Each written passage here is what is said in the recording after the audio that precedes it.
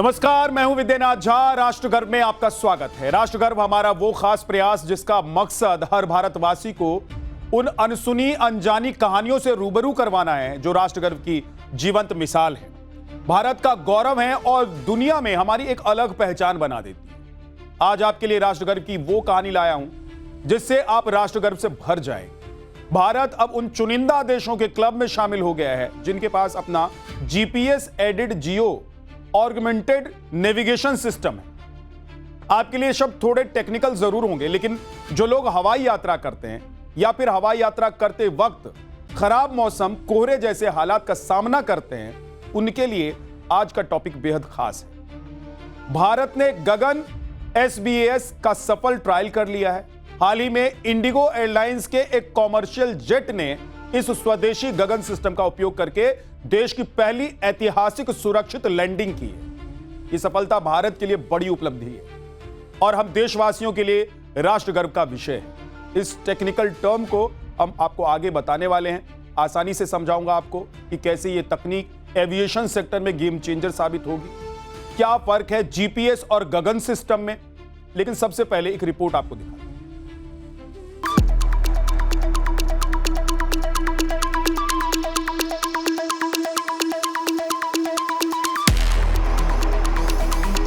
भारत का एक और स्वदेशी धमाका। खराब विजिबिलिटी में भी प्लेन सुरक्षित करेंगे लैंड। सैटेलाइट सिग्नल से भारत में पहली बार कमर्शियल जेट की लैंडिंग। स्वदेशी गगन सिस्टम का सफल ट्रायल। दुनिया का चौथा देश बना भारत। स्वदेशी शब्द भारत के लिए गर्व का विषय बन गया है। विदेश पर निर्भरता को कम करने के लिए आत्मनिर्भर भारत अभियान, मेक इन इंडिया और स्वदेशी मुहिम पर देश में तेजी से काम हो रहा है और इसके सकारात्मक नतीजे सामने आ रहे हैं। रक्षा क्षेत्र में एक के बाद एक स्वदेशी सफलताओं से भारत का जोश हाई है। रेलवे और अन्य सेक्टर में भी अब देश में बनी तकनीक को प्रमुखता दी जा रही है। भारत की स्वदेशी उड़ान से दुनिया भर के देश हैरान हैं। आज एक ऐसी ही कामयाबी के बारे में हम आपको बताएंगे जिसे सुनकर और जानकर आप राष्ट्र गर्व से भर जाएंगे। भारत में पहली बार किसी बड़े कमर्शियल जेट को ग्राउंड से रेडियो सिग्नल भेजे बिना सीधे सैटेलाइट सिग्नल की मदद से सुरक्षित उतारने का सफल ट्रायल कर लिया गया। हम गगन की बात करते हैं, यानी GPS aided geo augmented navigation system जो है, जैसा इसका नाम है ऑगमेंटेड नेविगेशन, यानी जो जीपीएस है उसको ज़्यादा एक्यूरेट और रिलायबल बनाने के लिए एक Indian satellite based navigation system है और इससे एयरपोर्ट अथॉरिटी ऑफ इंडिया और इसरो ने मिलकर बनाया है। अब देखिए, इसका मेजर जो यूज़ है वो ये है कि नॉर्मल जीपीएस जो है वो एयरक्राफ्ट यूज़ कर ही रहे हैं, काफ़ी समय से यूज़ हो रहे हैं, लेकिन उसमें एरर्स आते हैं। तो जो गगन है वो उन एरर्स को करेक्ट करता है और जो एयरक्राफ्ट उनकी पोजीशंस को और एक्यूरेटली जो है वो देता है पायलट को, उससे नेविगेशन जो है वो और प्रिसाइज हो जाती है। अभी रिसेंटली भी इंडिगो ने इसका यूज़ करा है पहली बार गगन का। 27 जून की दोपहर को जब इंडिगो का एयरबस A320 उदयपुर में रनवे पर उतरा तो भारत ने एक नया इतिहास रच दिया।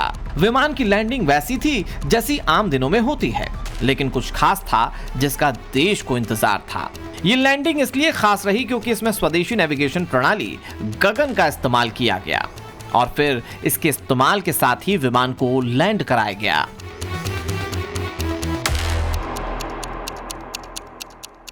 सत्ताईस जून की दोपहर जब इंडिगो का एयरबस A320 विमान उदयपुर में रनवे पर उतरा तो नया इतिहास बन गया। ये इसलिए खास रहा क्योंकि रेडियो नहीं, स्वदेशी नेविगेशन प्रणाली गगन का इस्तेमाल कर विमान की लैंडिंग कराई गई।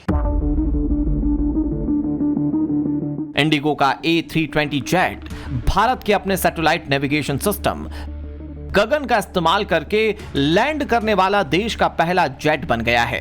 यह पहली बार था। गगन जो है हिंदुस्तान का अपना बनाया हुआ जीपीएस बेस्ड ऑगमेंटेशन सिस्टम है जो सैटेलाइट का इस्तेमाल करता है। आज दुनिया के पास केवल 3 देश हैं जिनके पास इस माफी की क्षमता है। अमेरिका का wide area augmentation system, European union का एग्नोस और जापान का मास। इसके अलावा कोई और देश नहीं है जिसके पास इस माफी का सिस्टम है। इसको हिंदुस्तान के इसरो ने और एयरपोर्ट अथॉरिटी ऑफ इंडिया ने मिलकर बनाया है। देश में ही विकसित satellite based augmentation system SBAS का इस्तेमाल करके किसी जेट की लैंडिंग कराई गई हो। यह सिस्टम विमानों को 3 डायमेंशनल नेविगेशन गाइडेंस देता है। छोटे टर्बोप्रॉप प्लेन पहले भी ऐसा कर चुके थे, लेकिन किसी पैसेंजर जेट ने ऐसा पहली बार किया था। टर्बोप्रॉप एक छोटा और धीमी गति वाला विमान होता है जो प्रोपेलर से चलता है। गगन का पूरा नाम GPS added geo augmented navigation है। ये भारत का अपना सैटेलाइट बेस्ड ऑगमेंटेड नेविगेशन है, जिसे इसरो ने भारतीय विमानन प्राधिकरण के साथ मिलकर तैयार किया है। यानी स्वदेशी तकनीक से अब खराब विजिबिलिटी में भी प्लेन को कोई दिक्कत नहीं होगी, बल्कि विमान सुरक्षित लैंड कर पाएंगे। इसका सबसे बड़ा लाभ है कि जो GPS है वो 5 से 10 मीटर की एक्यूरेसी देता है, और बैड वेदर के अंदर हवाई जहाज़ों को लैंड करने के लिए काफ़ी मुश्किल होती है। इसके माध्यम से आप सैटेलाइट के माध्यम से लैंड करते हो, और ये GPS को कंटिन्यूसली करेक्ट करता रहता है। ग्राउंड बेस्ड सिस्टम्स के माध्यम से, कम्युनिकेशन सेंटर्स के और सैटेलाइट्स, जियो सैटेलाइट्स के तालमेल के माध्यम से ये सिस्टम को करेक्ट करता रहता है, और इसकी एक्यूरेसी 1 से 3 मीटर है। अभी मैं खुद पायलट हूँ, जब बैड वेदर में हवाई जहाज़ को लैंड करना होता है तो जो इंस्ट्रूमेंट लैंडिंग सिस्टम है जो ग्राउंड बेस्ड है काफ़ी से ज़्यादा महंगा होता है, और सारे पायलट्स इसमें ट्रेन भी नहीं होते, स्पेशल ट्रेनिंग देनी होती है। ये जो है सैटेलाइट बेस्ड सिस्टम है जो बड़ी आसानी से एक हवाई जहाज़ को बैड वेदर के अंदर भी, एडवर्स वेदर के अंदर भी आसानी से लैंड कर सकता है, किसी भी प्रकार के एयरफील्ड के अंदर। DGCA की देखरेख में स्वदेशी गगन नेविगेशन सिस्टम का इस्तेमाल कर यह ऐतिहासिक लैंडिंग कराई गई। हालांकि इंडिगो ने 2022 में छोटे ATR विमानों पर इसका परीक्षण किया था, लेकिन बड़े कमर्शियल जेट्स के साथ देश में यह पहला सफल ट्रायल है।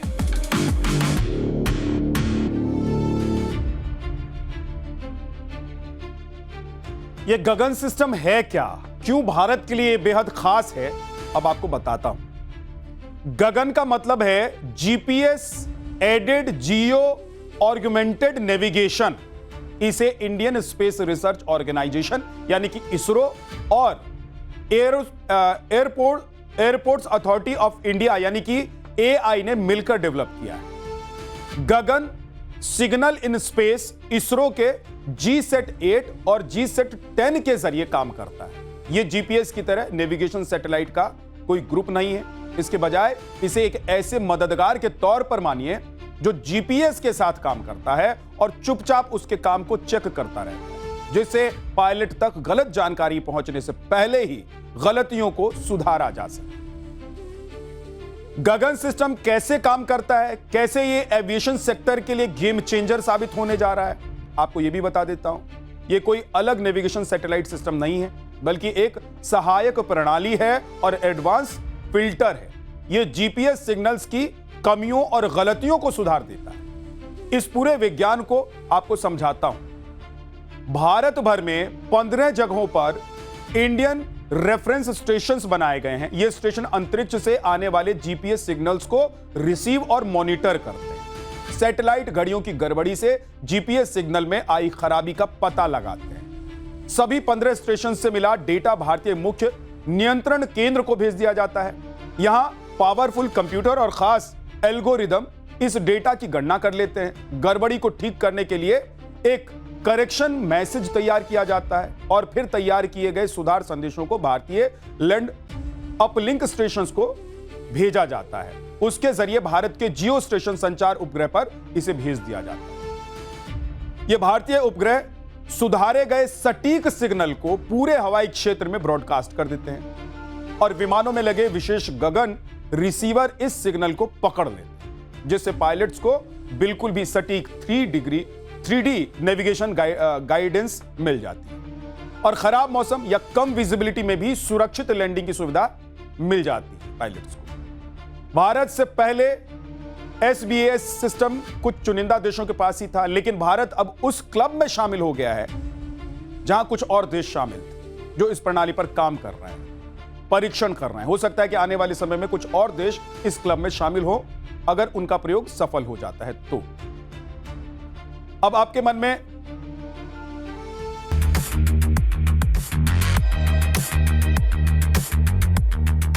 भारत अब दुनिया के टॉप 3 या टॉप 5 देशों के क्लब में शामिल हो रहा है जिनके पास अलग अलग क्षेत्रों में एडवांस तकनीक है।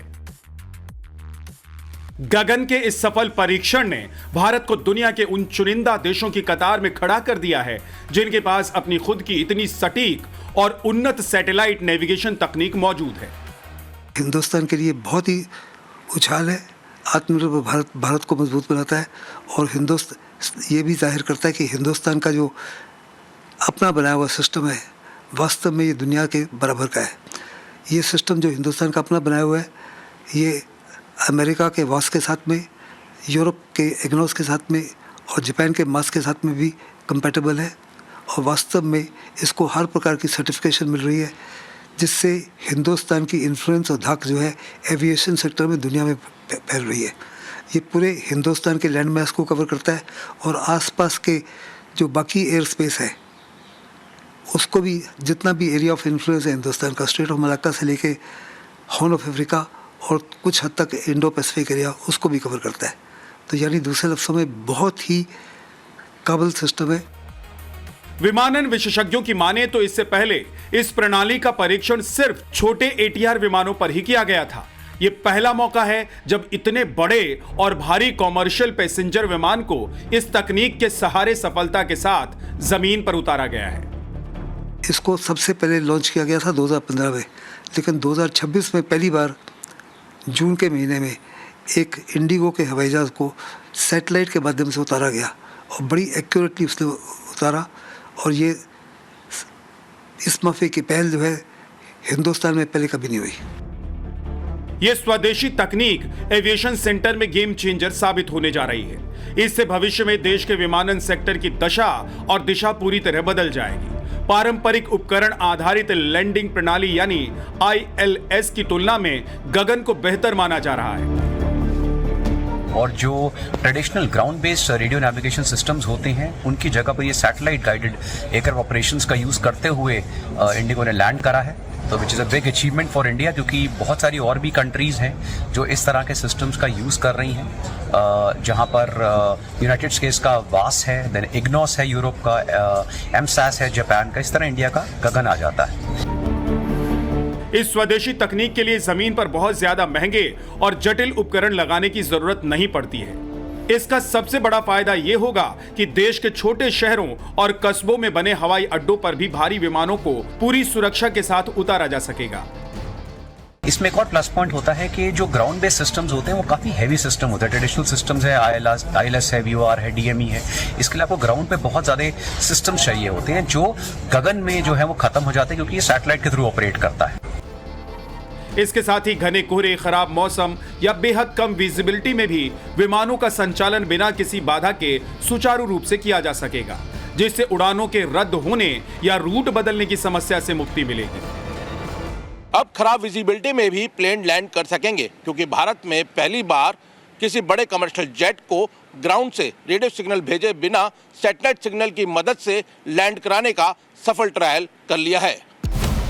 भारत के कई छोटे शहरों के एयरपोर्ट्स पर ILS सिस्टम नहीं लगा है। इसकी वजह इसकी भारी भरकम इंस्टॉलेशन कॉस्ट और हर महीने रखरखाव पर होने वाला बड़ा खर्च है। सैटेलाइट गाइडेड सिस्टम आने से अब इन छोटे एयरपोर्ट्स पर भी खराब मौसम या कम विजिबिलिटी के दौरान विमानों की सटीक और सुरक्षित लैंडिंग कराई जा सकेगी। विमान बनाने वाली दिग्गज कंपनी एयरबस के मुताबिक ये तकनीक पायलटों को खराब मौसम में भी बिना किसी अतिरिक्त एयरपोर्ट इक्विपमेंट्स के स्थिर और सीधी अप्रोच बनाने में मदद करती है। मुख्य सिस्टम के फेल होने या मेंटेनेंस के वक्त ये एक बेहतरीन बैकअप की तरह भी काम करेगा।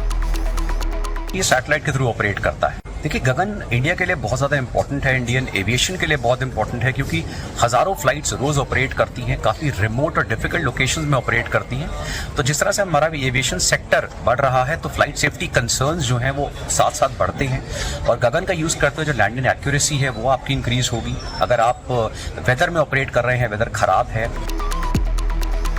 इंडिगो अब इस सैटेलाइट बेस्ड तकनीक को अपने पूरे बेड़े में तेजी से लागू कर रहा है। भारतीय विमानन प्राधिकरण ने देश के कई एयरपोर्ट्स पर पहले ही 23 satellite guided approach procedure publish कर दिए हैं। उम्मीद है कि इस साल के अंत तक ये संख्या 40 के पार चली जाएगी। आमतौर पर बड़े एयरपोर्ट्स पर विमानों को उतारने के लिए इंस्ट्रूमेंट लैंडिंग सिस्टम का इस्तेमाल किया जाता है। इसके तहत रनवे के आसपास महंगे ग्राउंड बेस्ड उपकरण और रेडियो बीम लगाए होते हैं जो रनवे पर पायलट को सटीक रास्ता बताते हैं। इसके उलट सैटेलाइट बेस्ड लैंडिंग सिस्टम में जमीन पर लगे भारी भरकम इंफ्रास्ट्रक्चर की जरूरत नहीं होती, बल्कि आसमान में मौजूद सैटेलाइट ही पायलट को सीधा गाइड करते हैं। गगन सिस्टम के दो मुख्य लक्षण हैं। पहला, नागरिक उड्डयन को बेहद सुरक्षित और सटीक बनाना, और दूसरा, विमानों को सीधे और छोटे रूट्स पर उड़ाकर एयर ट्रैफिक मैनेजमेंट को बेहतर करना है, जिससे ईंधन की बचत हो सके। यह सिस्टम अंतर्राष्ट्रीय मानकों के मुताबिक बनाया गया है, जिससे विदेशी सीमाओं को पार करते समय भी विमान बिना किसी रुकावट के नेविगेट कर सकेंगे। कॉमर्शियल जेट की यह पहली सफल लैंडिंग भारत के तेजी से बढ़ते एविएशन नेटवर्क को ज्यादा सुलभ और सुरक्षित बनाने की दिशा में एक बड़ा कदम है, और यकीनन ये उपलब्धि स्वदेशी अभियान की बड़ी कामयाबी मानी जा रही है।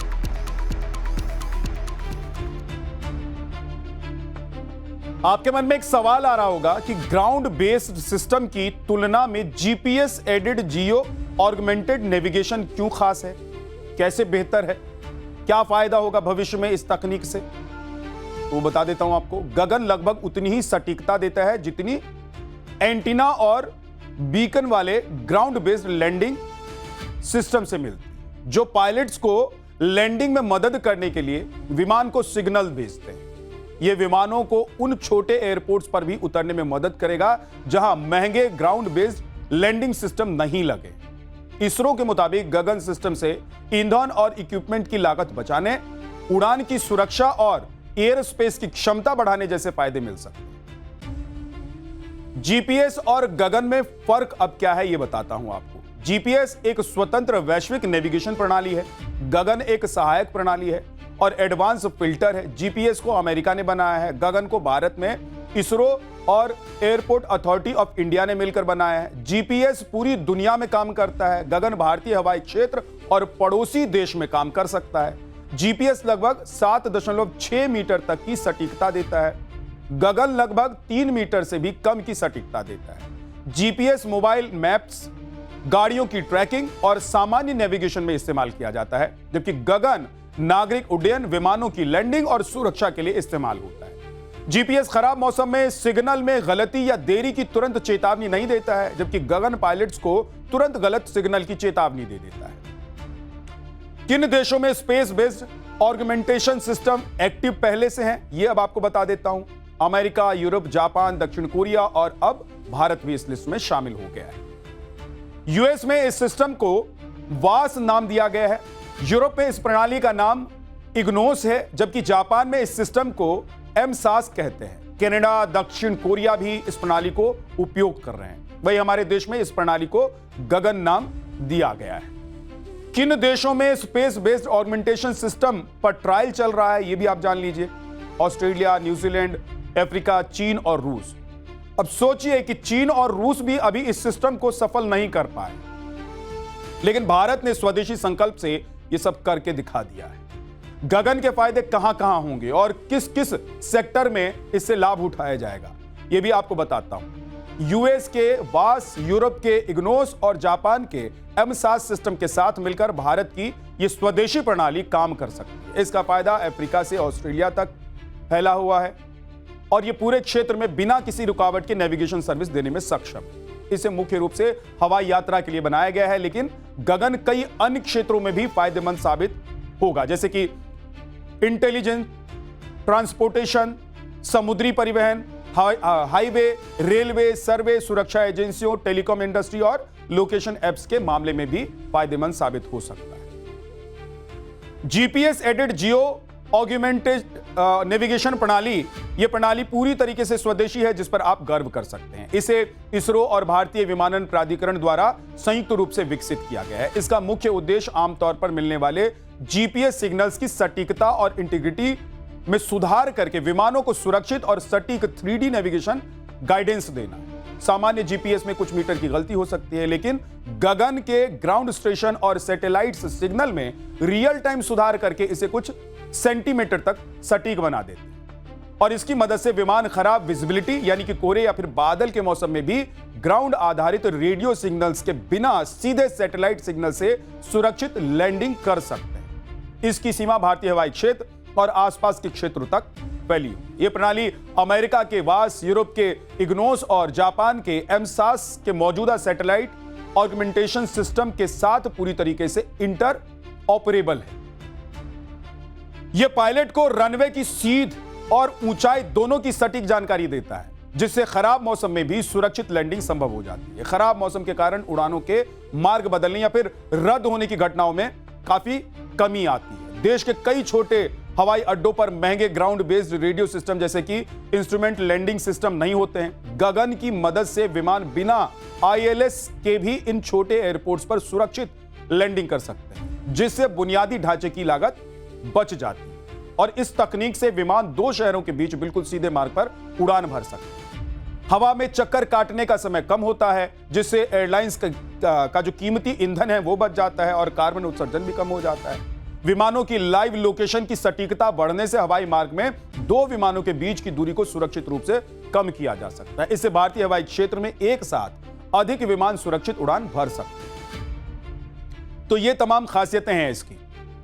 अब देखिए कि भारत का संकल्प है कि हर आधुनिक तकनीक को अपने देश में विकसित कर लिया जाए और इसका इस्तेमाल किया जाए।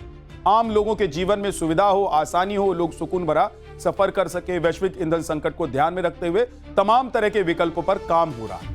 कैसे विमान के महंगे ईंधन की फिजूल खर्ची रोकी जा सके, कैसे खराब मौसम में भी लोग बिना बाधा के सफर कर सके, और इस सब मुद्दे पर काम हो रहा है और अनुसंधान से सफलता भी मिल रही है। भारत अपनी स्वदेशी सफलताओं से दुनिया में कीर्तिमान स्थापित कर रहा है। दुनिया भारत की तकनीक को देखकर, जानकर दांतों तले उंगली दबा रही है। उसे यकीन नहीं हो रहा है कि भारत आखिर ये सब कर कैसे सकता है। ऐसे ही एक और राष्ट्र गर्व के विषय के साथ कल फिर आपसे मुलाकात होगी। तब तक नमस्कार।